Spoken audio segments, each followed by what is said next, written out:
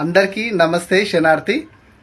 అమ్మ, సాక్షాత్ నిన్ను మెచ్చి, నీ భక్తి మెచ్చి, నీ ఇల్లు మెచ్చి దేవుడే నీ మీదకి వచ్చిన తర్వాత, సాక్షాత్ దేవుడే మీ ఇంట్లో నీ ఒంటి మీద ఉన్న తర్వాత మీకు ఎందుకు కష్టాలు వస్తాయి?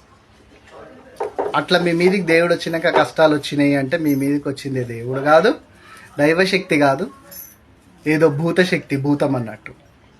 ఎందుకంటే దేవుడు నమ్మిన వాళ్ళకు నిమ్మై ఉంటాడు, వెన్నంటూ ఉంటాడు. కష్టాలు పెట్టి నిన్ను కడలి లోపల నూకాడు తీసుకుపోయి. ఏదో దయ్యాలు భూతాలు అయితే అట్లా నిన్ను చెట్ల చెంచారం పట్టిస్తాయి.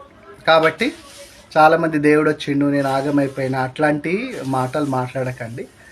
దేవుడు వస్తే ఆ ఇల్లు, ప్రతి ఒక్క విషయం లోపల, ఆ ఇల్లు కావచ్చు, ఆ మనిషి కావచ్చు, వాళ్ళు కావచ్చు, పాలు పొంగినట్టుగా పొంగి వృద్ధి, దినదినాభివృద్ధి చెందుతూ ఉంటుంది.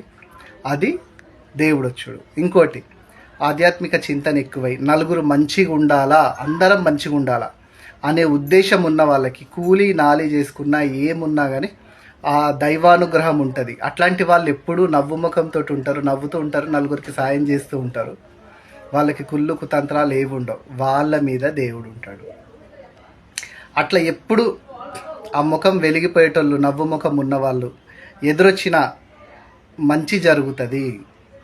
వాళ్ళు ఎట్లున్నా సరే, ముత్తైదువులు కానీ, వైద్యవ్యం పొందిన వాళ్ళు కావచ్చు, పసిపిల్లలు కావచ్చు, వయసులు కావచ్చు, ఎవరైనా సరే, మగ ఆడ ఎవరైనా సరే, ప్రతి ఒక్కరు అట్లాంటి నిండు గుణం ఉన్న వాళ్ళు ఎదురొస్తే మనకు అన్ని పనులు నిండుగా అవుతాయి, మంచిగా అవుతాయి. పొద్దున లేచి అట్లాంటి వాళ్ళ ముఖం చూసినా మంచిదే. వాళ్ళు కట్టిగా దరిద్రంలో ఉన్నా కానీ వాళ్ళ మనసు అనేది నిర్మలంగా ఉంటుంది. వాళ్ళ మీద దేవుడు ఉంటాడు. అందరం మంచిగా ఉండాలా, నాకు ఈరోజు కష్టం వచ్చింది కానీ ఎవరికి ఇట్లాంటి కష్టం రావద్దు, అందరం మంచిగా ఉండాలా అని కూడా ఆ కష్టాలలో కూడా నవ్వుకుంటూ ఉంటారు చూడు, వాళ్ళ మీద నిజంగా దేవుడు ఉంటాడు. ఇట్లా మాకు దేవుడు వచ్చిండు, కష్టాలు వచ్చినాయి, అట్లాంటివి ఉండే అమ్మ. సర్వే జన సుఖినో భవంతు.